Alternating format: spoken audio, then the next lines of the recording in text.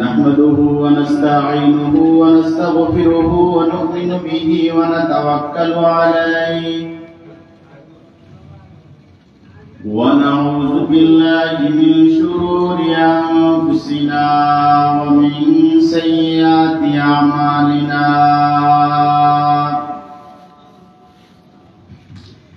من يهده الله فلا مضل له ومن يضلله فلا هادي له ونشهد أن لا إله إلا الله وحده لا شريك له ونشهد أن سيدنا وسندنا وحبيبنا وحبيب ربنا ومولانا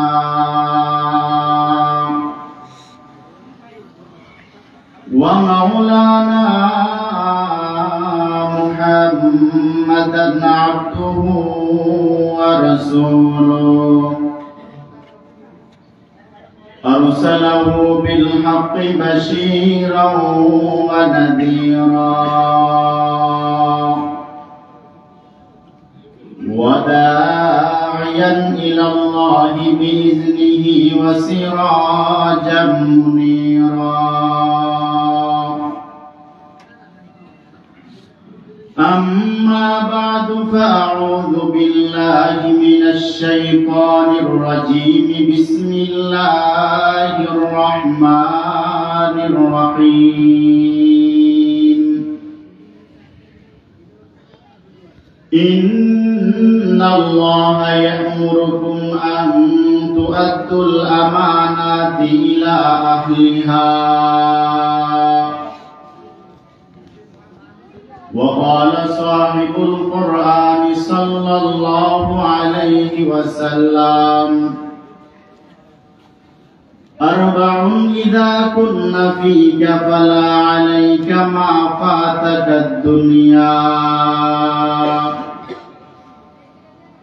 حفظ أمانة وصدق حديث وحسن خليقة وعفة في تعمة أو كما قال النبي عليه الصلاة والسلام صدق الله مولانا العظيم وصدق رسوله النبي الكريم ونحن على ذلك لمن الشاهدين والشاكرين والحمد لله رب العالمين سبحانك لا علم لنا إلا ما علمتنا إنك أنت العليم الحكيم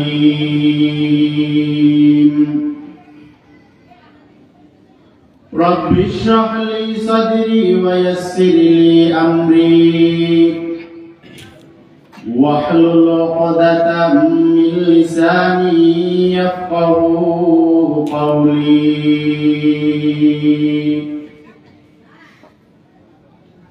شيراز هوا ملة مرحومك أبتر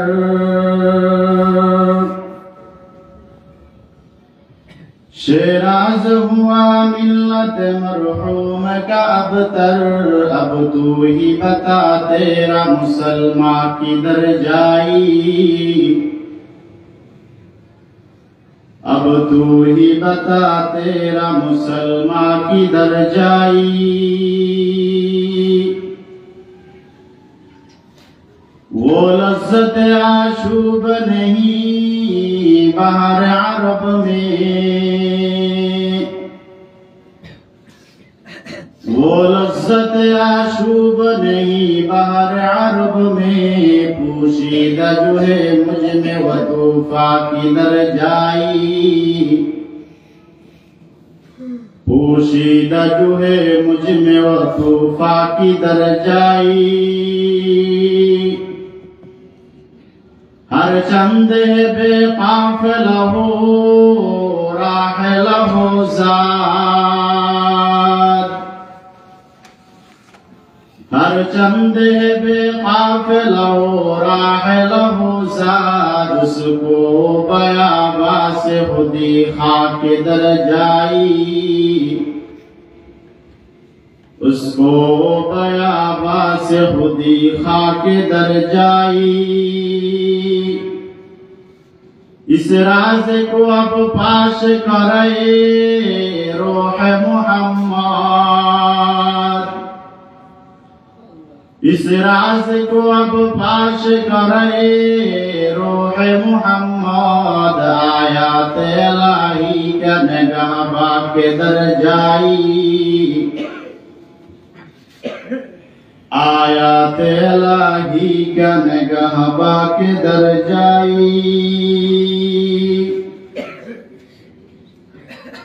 ঐতিহ্যবাহী জঙ্গল মুকুন্দপুর মধ্যমপাড়া ঈদগাহ জামে মসজিদের উদ্যোগে আয়োজিত সপ্তম বার্ষিক ওয়াজ মাহফিলের সম্মানিত সভাপতি হযরত উলামায়ে কেরাম মুরব্বিয়ান আযম বেরাদারান ইসলাম রব্বুল আলামিনের দরবারে অশেষ অপরন্ত শুকর ও সুজুদ যে মহান রব্বুল আলামিন আমাদেরকে জালিসুর রহমান তথা বেহেশতের বাগানে আসার বসার তৌফিক দান করলেন এজন্য মালিকের দরবারে সবাই শুকর আদায় করি আলহামদুলিল্লাহ আলহামদুলিল্লাহ খুব দামি একটা মজমার মধ্যে আমরা আছি হাদিসের ভাষ্য অনুযায়ী নবী আলাইহিস সালাতু ওয়াস সালাম বলেন কোরআন এবং হাদিসের যে মজমাগুলো হয় মাহফিলগুলো হয় এগুলো দুনিয়াবি সাধারণ কোন মজলিস না এই মজলিসের চতুর্পাশে ফেরেশতা বাউন্ডারি দিয়ে বসে থাকে ফেরেশতারা এতই ভিড় হয় চতুর্পাশের ফেরেশতাদের কাঁধের উপরে আবার ফেরেশতা উঠে এক একজনের কাঁধের উপর ভর করে করে প্রথম আকাশ পর্যন্ত উঠে যায় প্রথম আকাশ ফিল আপ হওয়ার পরে দ্বিতীয় আকাশ ফিল আপ হয়ে যায় পর্যায়ক্রমে সপ্তম আকাশ পর্যন্ত ফেরেশতারা গোল বাউন্ডারি দিয়ে রব্বুল আলামিনের আরশের কাছে পৌঁছে যায় আল্লাহ রাব্বুল আলামিন তিনি তো সব কিছুই জানেন তারপরেও ফেরেশতাদেরকে প্রশ্ন করে ও আমার ফেরেশতারা তোমরা আজকে এরকম গোল বাউন্ডারি দিয়ে সপ্তম আকাশ পর্যন্ত কেন উঠছো আল্লাহ আপনার তো আদেশ ছিল যে এই জায়গার মধ্যে কোরআন এবং হাদিসের আলোচনা হয় হাফাত আলাইহিমুল মালাইকা আমরা ফেরেশতাদের কাজ হলো তাদেরকে বাউন্ডারি দিয়ে দাঁড়িয়ে থাকা এক একজনের কাঁধের উপর এক একজন উঠতে উঠতে চলে আসছে আপনার কিছু সংখ্যক বান্দা কোরআন এবং হাদিসের মজমার মধ্যে বসে কোরআনের তাফসীর শুনতেছে হাদিসের ভাষ্য শুনতেছে রব্বুল আলামিন আবার প্রশ্ন করেন ও আমার ফেরেশতা তারা যে এই যে কোরআন এবং হাদিসের মজমার মধ্যে বসছে তাদের কোনো উদ্দেশ্য আছে ফেরেশতারা বললেন হ্যাঁ আল্লাহ তাদের উদ্দেশ্য আছে বলে কি ফেরেশতারা বলেন আল্লাহ তারা আপনার আযাব জাহান্নাম থেকে তারা মুক্তি চায় রব্বুল আলামিন সাথে সাথে প্রশ্ন করেন ও আমার ফেরেশতারা আমার এই বান্দাগুলো কি কোনো সময় জাহান্নাম দেখছে উত্তরে বলবেন না কোনো সময় দেখে নাই রব্বুল আলামিন আমার প্রশ্ন যদি দেখতো ফেরেশতারা বলে যদি দেখতো এখন যেই পরিমাণ আগ্রহ নিয়ে তারা আপনার কাছে ক্ষমা প্রার্থনা করে আরো বেশি আগ্রহ বাড়াই দিত হাউমাউ করে কাঁপতো আল্লাহ রাব্বুল আলামিন বলেন ও আমার ফেরেশতারা তোমরা সাক্ষী থাকো যেই বান্দারা জাহান্নাম দেখে নাই তারপরেও জাহান্নাম থেকে মুক্তি চায়, এই মজমার খাতিরে, এই মাহফিলের খাতিরে আমি আমার বান্দাকে জাহান্নাম থেকে মুক্তি দিয়ে দিলাম।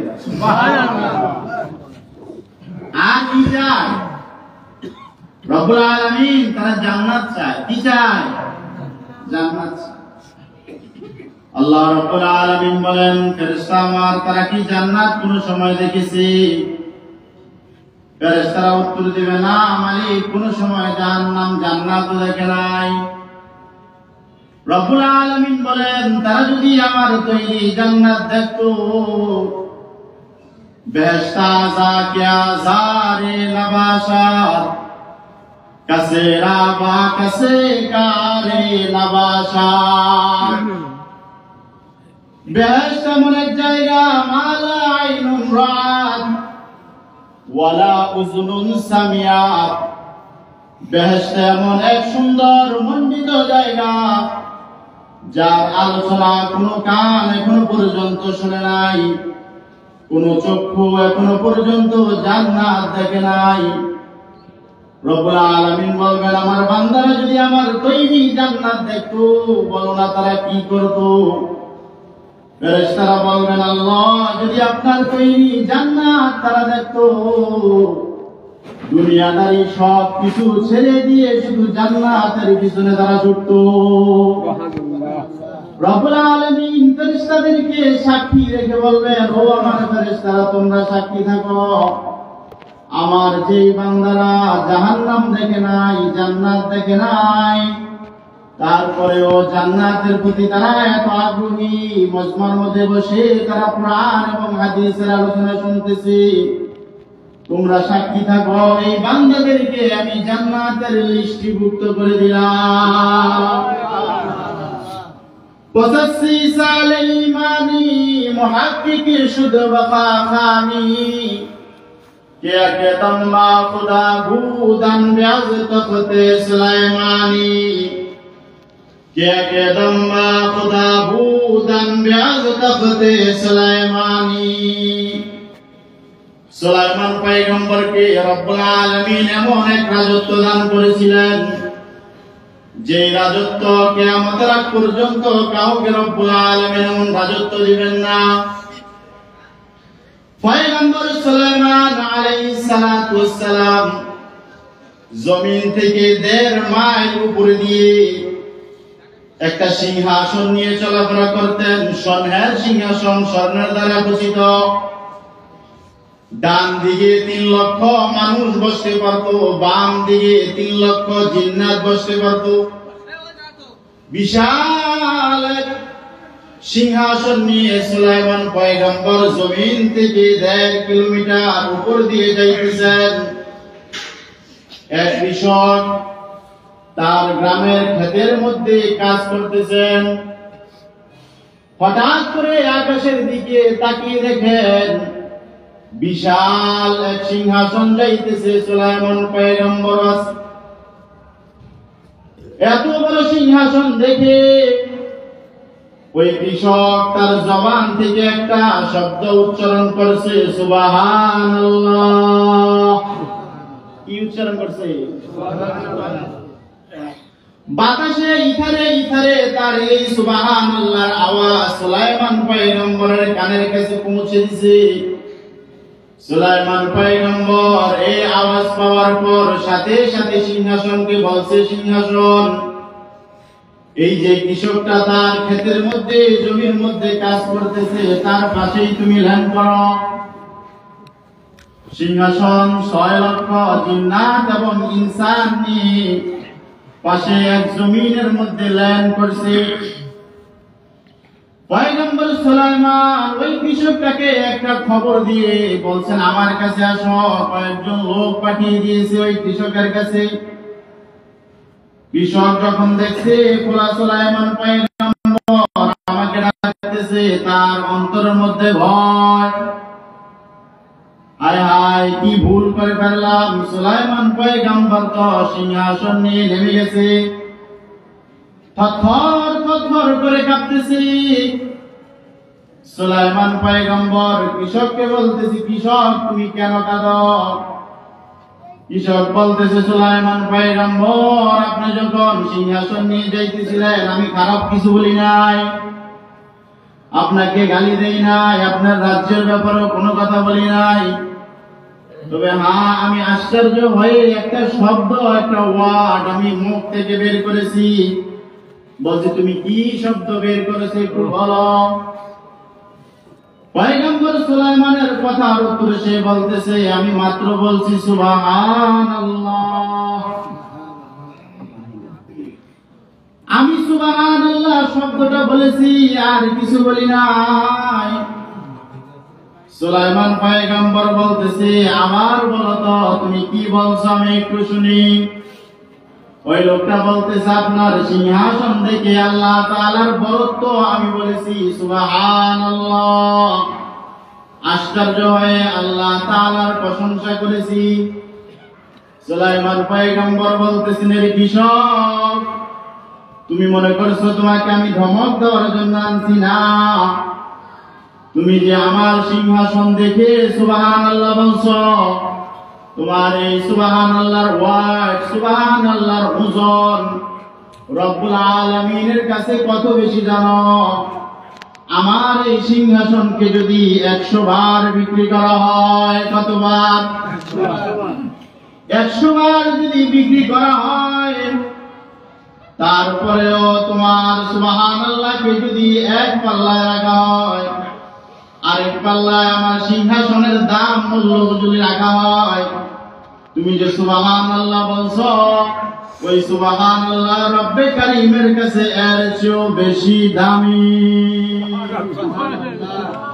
85 সালে ইমানি মুহাক্কিক শুধু বখাখানি কে একদম বা খুদা বুদন বেআজ তখতে সুলাইমানি কে একদম বা খুদা বুদন বেআজ তখতে সুলাইমানি गलत गुफ्ती खता कर दी हकीकत रानुमीदानी के कदम्बा खुदा बूदन ब्याज तखते दुजाहानी।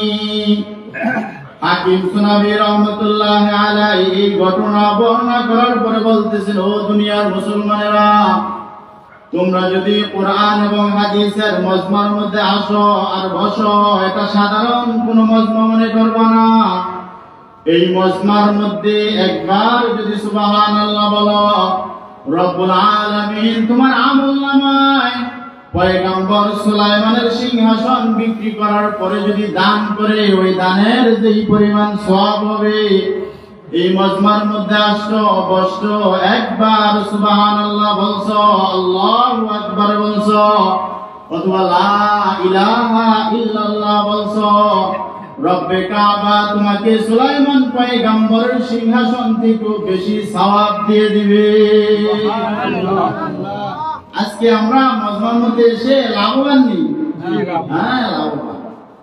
চোখ যখন দুটো বন্ধ করব, তখন দেখা যাবে আমাদের লাভ কতটুকু হয়েছে। এই জন্য আশেপাশে যারা এখনো আছেন দোকানপাটে, ভাইয়েরা মজমার মধ্যে চলে আসে, কোরআন এবং হাদিসের আলোচনা শুনে। এখানে আসছেন কোরআন এবং হাদিস থেকে কিছু নিয়ে যাবে। পবিত্র কোরআনে কারীম থেকে আমি একখানা আয়াতে কারিমা আপনাদের সম্মুখে তেলাওয়াত করেছি। আয়াত এবং হাদিসকে সামনে রেখে কিছু কথা বলবো, শুনবেন তো ইনশাআল্লাহ? ইনশাআল্লাহ। আলোচনা এখন শুরু হলো। এতক্ষণ মুকদ্দমা গেছে, বাইরে যারা আছেন সবাই চলে আসেন। পবিত্র কোরআনে কারীমের মধ্যে আল্লাহ রাব্বুল আলামিন আমাদেরকে কিছু আদেশ করেছে, কিছু নিষেধ করেছে, এবং নবী আলাইহিস সালাতু ওয়াস সালাম হাদিসের মধ্যে আমাদেরকে কিছু গুণান্বিত হওয়ার কথা বলছে। দুনিয়ার মধ্যে তো অনেক গুণ আছে, সবগুলা গুণ কিন্তু সমান না, গুণের মধ্যে তারতম্য আছে। আগে কোরআনে কারীমের তরজমাটা আমরা শুনি। রব্বুল আলামিন বলেন, ইন্নাল্লাহ, নিশ্চয়ই আল্লাহ রব্বুল আলামিন, ইয়া'মুরুকুম, তোমাদেরকে আদেশ করতেছেন। কে আদেশ করেন? আল্লাহ। আল্লাহ আল্লাহ তাআলার জাত যত বড়, তিনার আদেশ যত বড়। ইন্নাল্লাহা ইয়া'মুরুকুম আন তু'আদ্দুল আমানাতি ইলা আহলিহা।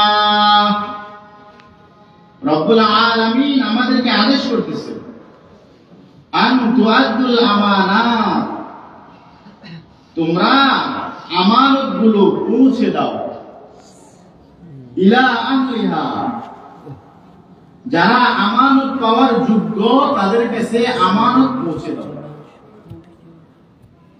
কোরআনে কারীমের আয়াতের ব্যাখ্যা বিশাল, অনেক লম্বা। আমানত সম্পর্কে রব্বুল আলামিন এই আয়াতের মধ্যে আমাদেরকে আদেশ করেছেন। এখন কথা হলো, আমানত কাকে বলে? আমরা তো মনে করি কেউ আমার কাছে কিছু টাকা রেখেছে অথবা কোনো জিনিস রেখেছে, বললো ভাই এটা তোমার কাছে আমি রাখলাম, নির্ধারিত সময় তুমি আবার আমাকে এই জিনিসটা ফেরত দিবা, এতটুকুই মনে করি আমরা আমানত। কিন্তু না, কোরআন এবং হাদিসের ব্যাখ্যা এটা বিশাল। আমাদের ভুল হয় এই জায়গায়। কোরআন বুঝায় আমাদেরকে ব্যাপকভাবে, কিন্তু আমরা বুঝি এটা ছোটভাবে। আমানত কাকে বলে? আমানতের ডেফিনিশন কি? মুফাসসিরিনে কেরাম বিভিন্ন ব্যাখ্যা লিখেছেন এবং তার সংজ্ঞা দিয়েছেন। আমানত বলা হয় এমন কতগুলো জিনিস আপনার কাছে আমার কাছে আছে যেগুলোর মালিক আপনিও না আমিও না। এমন কতগুলো কি আছে? জিনিস আছে যেগুলোর মালিক আপনি আর আমি না। এগুলোর মালিক কে? আল্লাহ। এই সংজ্ঞা অনুযায়ী সর্বপ্রথম আমাদের কাছে যে আমানত আছে, ওই আমানতটা হলো আমাদের বডিটা আমাদের কাছে আমানত। আমাদের বডি আমাদের কাছে কি? আমানত। এই কারণে কেউ ইচ্ছাকৃতভাবে আত্মহত্যা করতে পারে না, এটা হারাম। এটা আমার জিনিস না, এটা কার? ই আমানত চন্দ রোজে নজদে মাস, দর হাকিকত মালিকে হর শাই খুদাস। এই বডিটার মূলত মালিক আমি না, এই বডিটার মালিক কে? আল্লাহ। বডির মধ্যে যত অঙ্গ প্রত্যঙ্গ আছে সবগুলার মালিক কে? আল্লাহ। আল্লাহ রাব্বুল আলামিন এই আয়াতের মধ্যে শিক্ষা দিতেছেন, তোমাদের অঙ্গের ভিতরেই, তোমাদের শরীরের ভিতরে যত অঙ্গগুলা আছে, এই অঙ্গগুলা তোমাদের কাছে আমানত। এই অঙ্গগুলা তার যথাস্থানে ব্যবহার করাই আমানতদারি। অঙ্গগুলা তার যথাস্থানে ব্যবহার করা আমানতদারি। রব্বুল আলামিন আমাদেরকে হাত দিয়েছেন, হাত আমাদের কাছে আমানত। হাত কেন দিয়েছেন? হাত দিয়েছেন যেন আমরা ইবাদত করতে সুবিধা হয়। চোখ কেন দিয়েছেন? চোখ দিয়েছেন যেন ইবাদত করতে আমাদের সুবিধা হয়। মুখ, জিহ্বা রব্বুল আলামিন আমাদের কাছে দিয়েছেন, এটা আমাদের কাছে আমানত। এই আমানতের সঠিক ব্যবহার করতে হবে, অর্থাৎ আমাদের শরীরটা দ্বারা ইবাদত করতে হবে কার? আল্লাহ। রব্বুল আলামিনের ইবাদত করাটাই হলো আমানত। যদি আমরা রব্বুল আলামিনের ইবাদত না করি এই শরীরের মাধ্যমে, তাহলে আমরা আমানতদার হব না। হাসরের ময়দানে খেয়ানতদার হিসেবে দাঁড়াইতে হবে আল্লাহর কাছে। এক নাম্বার, আমাদের বডিটা আমাদের কাছে আমানত। দ্বিতীয় নাম্বার, রব্বুল আলামিন আমাদেরকে যে ক্ষমতা দিয়েছেন, যে জিনিসের মালিক বানিয়েছেন, ওইগুলো আমাদের কাছে আমানত। যেমন আপনি পরিবারের একজন মুরব্বী, আপনার অধীনে অধীনস্থ যারা আছে, আপনার ছেলে আছে, আপনার স্ত্রী আছে, আপনার স্ত্রীর হক আপনার কাছে আছে। আপনার অধীনস্থ যারা আছে তাদের হক তাদের কাছে পৌঁছে দেওয়া একদম সুবহানাল্লাহ। তার মানে যার কাছে যে ক্ষমতা আছে ওই ক্ষমতা রব্বুল আলামিনের কাছে পৌঁছে দেওয়া কি? আমানত। আমরা আমানতদার কিভাবে হব? নবী আলাইহিস সালাতু ওয়াস সালাম বলেন, তোমরা 4 গুণে গুণান্বিত হয়ে যাও। 4 গুণে যদি তোমরা গুণান্বিত হতে পারো, তাহলে তোমাদের কাছে যদি দুনিয়ার কোনো জিনিস নাও থাকে, তোমাদের সাথে থাকবে কে? আল্লাহ। قال النبي صلى الله عليه وسلم أربع إذا كن فيك فلا عليك ما فاتك الدنيا। सरकार दो आलम नबी जनाब मुहम्मद रसूलुल्लाह सल्लल्लाहु अलैहि वसल्लम বলেন, উম্মত আমার, তোমরা 4 জিনিসের মালিক হও। কয় জিনিসের? 4টা গুণের অধিকারী তোমরা হয়ে যাও। তোমাদের সাথে যদি দুনিয়ার কোনো মানুষ না থাকে, তোমাদের টেনশন নাই, তোমাদের পাশে থাকবেন কে? আরবাউন ইযা কুন্না ফীকা ফালা আলাইকা মা ফাতাকা দুনিয়া হিফযু আমানাতিন। হাদিসের ভাষ্য অনুযায়ী নবী আলাইহিস সালাতু ওয়াস সালাম বলেন, উম্মত আমার, তোমরা আমানতদার হয়ে যাও। কি হয়ে যাও? আমানতদার হয়ে যাও। 1 নাম্বার গুণ, আমাদের অধীনস্থ যত মানুষ আছে, যারা যারা আছে, সবার কাছে তাদের হক পৌঁছে দেওয়া, এটা আমানত। 2 নাম্বার গুণের কথা সরকারে দো আলম নবী বলেন, ওয়াসিদকু হাদিসিন, তোমরা সত্য জবানের মালিক হয়ে যাও। কিসের মালিক হও? সত্য জবানের মালিক হও। কোন সময় এই জবান দ্বারা মিথ্যা কথা বলবো না, কারণ মিথ্যা হলো উম্মুল ফুজুর।